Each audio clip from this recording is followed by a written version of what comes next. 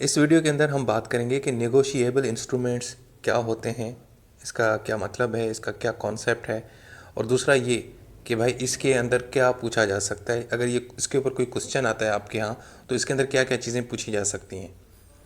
सबसे पहले तो हम ये देखेंगे कि नेगोशिएबल इंस्ट्रूमेंट, अब ये दो वर्ड्स हैं, पहले तो इन दोनों का अलग अलग मीनिंग निकालते हैं कि भाई दोनों का मतलब क्या होता है। भाई सबसे पहले आए इंस्ट्रूमेंट के ऊपर। अब इंस्ट्रूमेंट का मतलब क्या होता है कानून की नज़र में। इंस्ट्रूमेंट का मतलब होता है कानून की नज़र में अकॉर्डिंग टू लॉ, यानी कोई ऐसा डॉक्यूमेंट जिसकी लीगल बाइंडिंग हो या जिसकी कोई कानूनी हैसियत हो। ऐसा कागज़, ऐसा पेज जिसके ऊपर कुछ भी आप लिख लिख लें लेकिन एक्चुअली उसकी अहमियत हो, वो कानूनी हो, वो कानूनी हैसियत रखता हो। यानी आप कहीं अदालत में जाके उसको पेश करें, कहीं पे भी आप उसको पेश करें तो उसकी एक हैसियत हो। तो ऐसे डॉक्यूमेंट को जो लीगली बाइंडिंग हो, जिसकी कोई कानूनी हैसियत या अहमियत हो, हम उसको क्या बोलते हैं, इंस्ट्रूमेंट। अब मिसाल के तौर पे आप जब कोई एग्रीमेंट करते हैं तो ज़ाहिर बात है एग्रीमेंट या माहदे के अंदर सिग्नेचर्स होते हैं, तो वो एग्रीमेंट फिर क्या बन जाता है, एक कानूनी दस्तावेज़, एक कानूनी डॉक्यूमेंट बन जाता है। अब उसकी एक अहमियत होती है, कोई वो आम यानी डॉक्यूमेंट नहीं रहता। इसी तरीके से जब आप कोई ऐसा डॉक्यूमेंट बनाते हैं जिसके अंदर किसी शख्स की राइट्स के बारे में बात करते हैं या किसी की ऑब्लिगेशंस के बारे में बात करते हैं या किसी को कोई राइट देते हैं, किसी को कोई हक देते हैं या किसी को कोई पावर्स या अथॉरिटी देते हैं और उसके ऊपर आप सिग्नेचर करते हैं, तो वो एक्चुअली जो चीज़ होती है वो फिर एक लीगली बाइंडिंग बन जाती है और उसकी फिर एक कानूनी हैसियत होती है। सो ऐसे डॉक्यूमेंट को जो रिटन हो, प्रिंटेड डॉक्यूमेंट हो, उसको हम क्या बोलते हैं, इंस्ट्रूमेंट। ठीक है, ये चीज़ क्लियर हो गई। यानी कोई ऐसा डॉक्यूमेंट जिसकी कोई कानूनी हैसियत हो और या ऐसा डॉक्यूमेंट जिसके अंदर एग्रीमेंट की बात हो, ऑब्लिगेशंस की बात हो, राइट्स की बात हो, पावर्स की बात हो, या अपना राइट ट्रांसफ़र करें, अपना राइट छोड़ के किसी और को राइट अपना दें। तो मतलब इस सारी ऐसी किस्म के जो डॉक्यूमेंट्स हैं हम उनको क्या बोलते हैं, इंस्ट्रूमेंट। बहुत ही आसान। अब इसकी मिसाल कौन सी एग्जांपल्स हैं, जैसे प्रोमिसरी नोट है, आगे आप पढ़ेंगे, मैं आपको डिटेल में भी बताऊंगा, वो भी एक इंस्ट्रूमेंट है। बिल ऑफ एक्सचेंज है, चेक है, बॉन्ड्स हैं, स्टॉक्स हैं, डीड्स हैं, विल है, वसीयत, ये सारे जो डॉक्यूमेंट्स हैं ये एक्चुअली ये इनको हम इंस्ट्रूमेंट ही बोलते हैं कानून की लैंग्वेज के अंदर। ठीक है, ये हैं डॉक्यूमेंट, कानूनी हैसियत होती है, लेकिन इनको हम कानून के अंदर क्या बोलते हैं, इंस्ट्रूमेंट। सो पहले तो हमारा ये क्लियर हो गया कि इंस्ट्रूमेंट क्या होता है। अब देखते हैं कि नेगोशिएबल इंस्ट्रूमेंट किसको बोलते हैं। भाई अब नेगोशिएबल का मतलब क्या होता है, इसका मतलब है कि कोई एक ऐसी चीज़ जिसको एक जगह से दूसरी जगह ट्रांसफ़र किया जाए।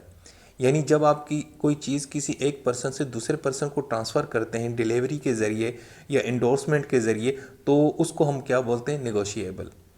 अब हम मिला के पढ़ते हैं कि फिर नेगोशिएबल इंस्ट्रूमेंट किसको बोलते हैं।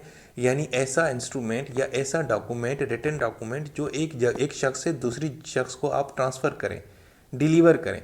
यानी मेरे पास एक डॉक्यूमेंट था, वो अब मैं चाहता हूँ कि यार आकाश के पास चला जाए, तो मैंने आकाश को ट्रांसफ़र कर दिया और वो जो डॉक्यूमेंट था वो लीगली डॉक्यूमेंट था, उसकी कानूनी हैसियत थी, या वो प्रोमिसरी नोट था, वो बिल ऑफ एक्सचेंज था, या वो कोई चेक था, या बॉन्ड्स था, या विल था, कुछ भी था।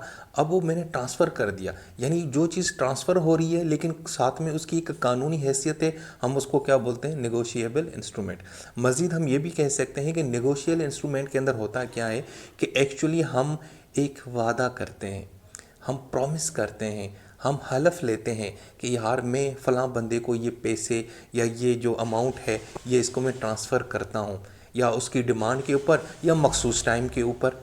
ठीक हो गया। यानी नेगोशिएबल इंस्ट्रूमेंट को हम मज़ीद अगर उसकी डेफिनेशन देखें तो हम ये भी कह सकते हैं ये एक डॉक्यूमेंट होता है जिसके अंदर हम वादा करते हैं।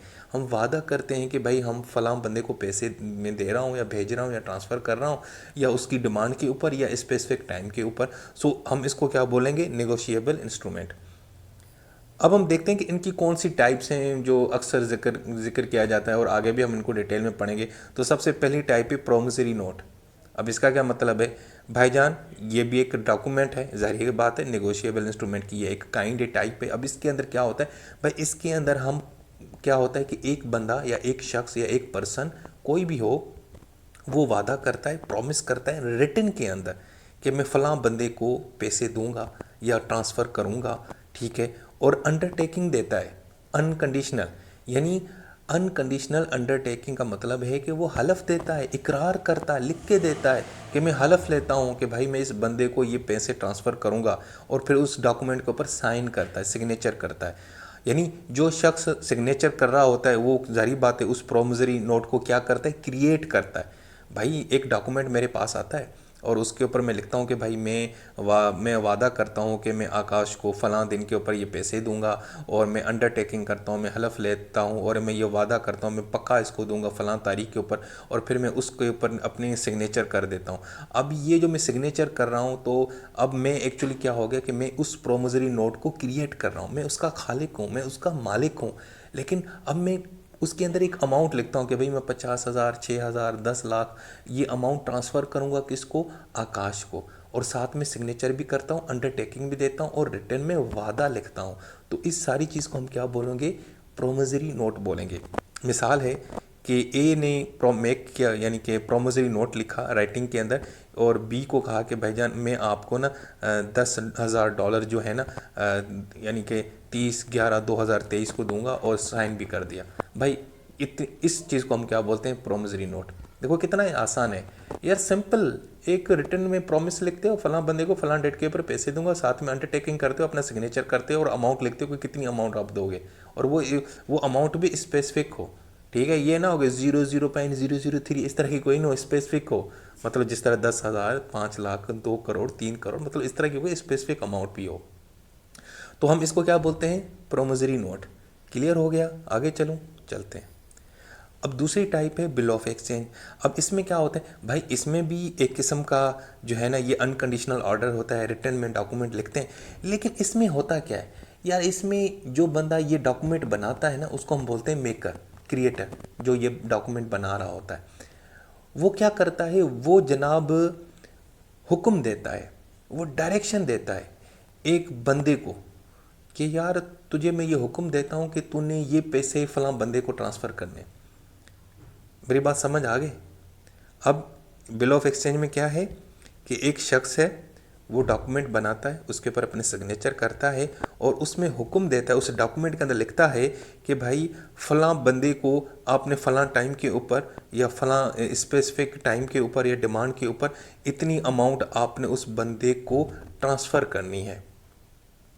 ठीक है, इसका मतलब ये है कि मतलब एक बंदा दूसरे बंदे को पैसे भेज रहा है लेकिन किसी तीसरे बंदे के ज़रिए, और उसको हुक्म भी दे रहा है कि जा यार फलां बंदे को तूने ये पैसे देने फलां तारीख के ऊपर, और वो सारा डॉक्यूमेंट में लिख के साइन शाइन करके। तो हम इसको क्या बोलेंगे, बिल ऑफ एक्सचेंज।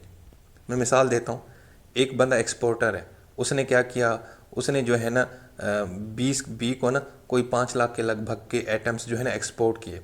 ठीक है, अब वो जाहिर बात है बी को उसने चीज़ें एक्सपोर्ट की, आइटम की। ठीक है, अब वो जाहिर बात है तो पैसे कैसे भिजवाएगा वो। ठीक है, तो वो क्या करेगा कि वो सी की मदद लेगा। अब सी यहाँ पे क्या है, बैंक है, तो बैंक की मदद से वो बैंक को हुक्म देगा कि भाईजान उसको पैसे कर दे। ठीक है, मैंने उसे 5,000 के लगभग आइटम्स, उसकी जो कीमत थी वो इतनी, कोई भी चीज़ मंगाई होगी, कोई घड़ियाँ, कोई मोबाइल मंगवाए होंगे, अब उसको पैसे देने बी को, तो बी को कैसे देगा, डायरेक्ट नहीं दे सकता। तो वो सी को कहेगा, सी क्या यहाँ पे बैंक है, थर्ड पर्सन है, उसको क्या हुक्म देगा और ये सारा लिख के देगा एक कागज़ के ऊपर, और साइन करेगा, अंडरटेकिंग देगा, अनकंडीशनल देगा, ये सारा कुछ लिख के देगा। तो अब उस डॉक्यूमेंट को हम क्या बोलेंगे, बिल ऑफ एक्सचेंज। देखो अब प्रोमिसरी नोट और बिल ऑफ एक्सचेंज में आपको फ़र्क समझ आया। उसमें आप वादा करते हैं फलां बंदे को दूंगा, यानी दो लोगों का मामला है। यानी कि बिल ऑफ एक्सचेंज में क्या होता है कि आप एक्चुअली तीसरे बंदे को, किसी को ऑर्डर देते हैं। यहाँ पे आपने किसको ऑर्डर दिया, बैंक को। अब ए ने बैंक यानी सी को ऑर्डर दिया कि भाई बी को तूने पैसे देने, क्योंकि मैंने उससे ये आइटम्स मंगवाए थे। ठीक हो गया, हम इसको क्या बोलेंगे, बिल ऑफ एक्सचेंज। उसके बाद तीसरी कैटेगरी है, बहुत ही मशहूर है, सबको पता है, बच्चे बच्चे को पता है, जिसको हम चेक बोलते हैं। आपने अक्सर देखा होगा, मिसाल मेरा बैंक के किसी बैंक में अकाउंट है और मैं चाहता हूँ कि यार मैं अपने ये पैसे ना इसको ट्रांसफ़र करूँ। वैसे तो आजकल एटीएम के ज़रिए होते हैं, लेकिन चेक भी यूज़ होता है। तो मैं क्या करूँगा, चेक बुक निकालूंगा, उसके ऊपर अमाउंट लिखूँगा, सिग्नेचर करूँगा और नाम लिखूँगा कि भाई ये जो चेक है ये किसके नाम है। मिसाल के तौर पर ये है आकाश के नाम पे, आकाश के नाम के ऊपर लिख दूँगा और नीचे ये रकम लिखूँगा 50 लाख, 30 लाख, चल यार करोड़ लगा देता हूँ, 50 करोड़ में इसको भाई ट्रांसफ़र कर रहा हूँ अपने अकाउंट से। तो अब वो क्या है, वो ये भी एक किस्म का डॉक्यूमेंट है, ये भी लीगल एक, ये भी आपका नेगोशिएबल इंस्ट्रूमेंट है कि एक डॉक्यूमेंट के ज़रिए पैसे मुंतकिल हो रहे हैं, किसको, आकाश को। किसके ज़रिए, चेक के ज़रिए। और वो क्या है, वो बैंक का है, बैंक वो लेगा और वो कहेगा कि हाँ जी ठीक है, हम अब ठीक है, हम आपने हमें चेक काट के दिया है, अब हम इस बंदे को आपके अकाउंट से पैसे निकाल के इसके अकाउंट के अंदर ट्रांसफ़र कर देंगे, या वैसे उसको ना हम जो है ना वो कैश के अंदर दे देंगे। तो भाई ये है तीसरी कैटेगरी। अब हम देखते हैं कि ये नेगोशिएबल इंस्ट्रूमेंट की खासियत क्या है, इसकी करेक्टरिस्टिक्स क्या हैं, इसकी फ़ीचर्स क्या हैं। भाई सबसे पहला फ़ीचर ये है कि ये ट्रांसफरेबल है, हम इसको ट्रांसफ़र कर सकते हैं एक जगह से दूसरी जगह, एक पर्सन से दूसरे पर्सन। दूसरा ये कि ये डिमांड के ऊपर और या मखसूस टाइम के ऊपर ही ट्रांसफ़र किया जा सकता है। ये ऐसा नहीं है कि जब दिल चाहे दे दिया, ऐसा नहीं होगा, या स्पेसिफिक कोई टाइम होगा या कोई डिमांड होगी। इसके अलावा ये रिटर्न में होता है यार, ठीक है ना, ये कोई वॉइस नोट नहीं होता, ये कोई वीडियो नहीं होती, ये रिटर्न में लिख के देना है कागज़ के ऊपर। दूसरा, जो बंदा ये लीगल इंस्ट्रूमेंट क्रिएट करता है, बनाता है, जिसको हम मेकर भी बोलते हैं, वो उसके ऊपर अपनी सिग्नेचर भी करेगा और उसमें राइट्स ऑब्लिगेशन वाज़ेह करेगा, लिखेगा, और बिल्कुल लिखेगा कि भाई ये मैं किसके लिए, किसके नाम पे बना रहा हूँ, ठीक है। उसके अलावा उसके अंदर आपने जो सम ऑफ मनी है, यानी जो पैसे आपने लिखने हैं ना, वो सर्टेन हो। यानी सर्टेन का मतलब है कि वो मतलब हकीकी हो, पता हो। ये ना हो कि 0.00000002 रुपीज़ में इस बंदे को भेज रहा हूँ, भाई ये कोई अमाउंट है। सर्टेन लिखो ना, कोई वाजे हो, क्लियर हो, सॉलिड हो। 2 लाख, 3 लाख, 4,000, 5,000, 60 लाख, 70,000, 125 लाख, इस तरह की अमाउंट, ठीक है जी। इसके अलावा टाइम ऑफ पेमेंट मस्ट भी सर्टेन, और जिस टाइम पे आप उसको पेमेंट करें वो भी टाइम कोई सर्टेन हो। कोई ऐसा टाइम ना बताएं जो एक ख्वाबों ख्यालों में हो, कि मिसाल के तौर पे भाई जब आकाश चांद के ऊपर जाएगा तो मैं जनाब जब तारे तोड़ने जाएगा आसमान की तरफ, तब मैं उसके पैसे ये ट्रांसफ़र, ऐसा नहीं भाईजान। कोई ऐसा टाइम हो जो सर्टेन हो, मिसाल के तौर पर अगर फ़लाँ बंदे की जब डेथ हो जाएगी तब मैं उसको ट्रांसफ़र करूँगा, मतलब अब डेथ तो एक सर्टेन है ना, ये हकीकत है, और मौत तो सबको आती है। तो मतलब टाइम भी, कोई टाइम की जो टाइम हो ना पेमेंट का, वो भी सर्टेन हो, वाजे हो, सॉलिड हो, कोई ख्वाबों वाली बात नहीं हो, कोई इम्पॉसिबल टाइम ना हो, ठीक है जी। इसके अलावा जो पेई है, यानी जिसको आप पैसे ट्रांसफ़र करें, वो भी सर्टेन हो। मतलब कोई एक ऐसा बंदा ना हो, कोई रिपोर्ट ना हो, कोई मतलब कोई ऐसी चीज़ ना हो कि वो कभी आता है कभी नज़र नहीं आता, कोई इस तरह का बंदा ना हो, बल्कि कोई सर्टेन हो, कोई सॉलिड पर्सन हो, या आर्टिफिशियल पर्सन है तो वो भी सॉलिड हो। जैसे कोई कॉर्पोरेट होता है, कोई ट्रेड यूनियन है, कोई चेयरमैन है, सेक्रेटरी है, तो वो भी सर्टेन होना चाहिए। इसके अलावा जब चीज़ वो ट्रांसफ़र हो जाए तो उसकी इंडोर्समेंट भी हो जाए। मिसाल के तौर पर जब कोई शख्स, मिसाल मैंने आकाश को वादा किया प्रोमोसरी नोट के ऊपर कि मैं तुम्हें पैसे दूंगा, जब उसके पास वो चला गया तो उसने फिर इंडोर्स करना है कि हाँ जी मुझे मिल गया। या अक्सर आप देखते हो कि आपके घर पे जब कोरियर आती है तो कोरियर वाला आपसे सिग्नेचर करवाता है, क्यों भाई? क्योंकि वो मेक श्योर करता है कि हाँ भाई इस बंदे को ये डिलीवरी मिल रही है, और उसने तस्दीक कर दी है कि हाँ जी मुझे ये डिलीवरी मिल चुकी है। तो यानी ये जो है ना इंडोर्समेंट होती है डिलीवरी के ऊपर, तो ये भी आपने देनी होती है। इसके अलावा वो जो डॉक्यूमेंट होगा, वो जो नेगोशिएबल इंस्ट्रूमेंट होगा, उसका टाइटल ट्रांसफ़र हो जाएगा। यानी पहले मेरे नाम के ऊपर था, यानी अयाज नूर के ऊपर नाम था, अब मैंने प्रोमोजरी नोट में वो आकाश के ऊपर कर दिया, अब उसके ऊपर जो पैसा लिखा था वो आकाश के नाम हो गया। या इसी तरीके से जो चेक हम काटते हैं, हम किसी और के नाम पे करते हैं, तो उसका जो टाइटल है वो ट्रांसफ़र हो जाता है।